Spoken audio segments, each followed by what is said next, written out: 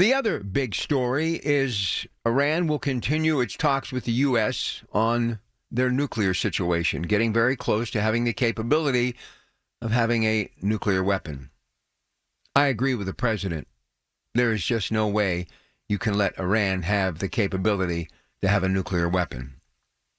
Look, it's not that we're trying to say we're the biggest and best on the block, but to keep everyone safe and to keep this planet growing and moving forward and hopefully someday achieving something that in my lifetime I would love to see happen, but it probably will have to wait a little bit longer. Not to say I want global peace, but I would just like to have more good news when it comes to the world stage.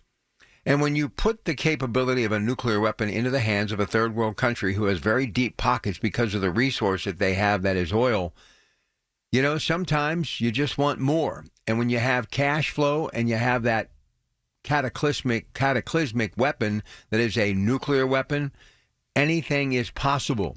It is frightening to think what could happen. And disarmament would be something I would love to see moving forward between China, Russia, and the U.S., but it won't.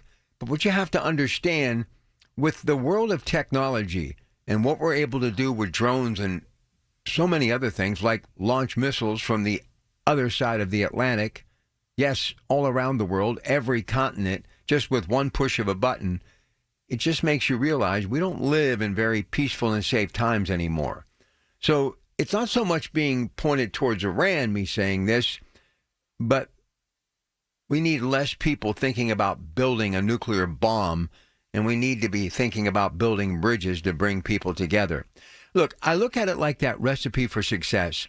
It's why I really always would have loved to have made that one trip around the world, to visit every culture, and to be able to sit down and break bread and to listen to the stories of other people where they live. And in the end, I got to believe, even though I'll never do that, we all have the same common goals. We just want to live, take care of our families, and basically create a healthier environment for the next generation. And I know that there are many people around the world who do not like this country because of our success. You can call it jealousy and maybe even a fear factor of thinking what we could do.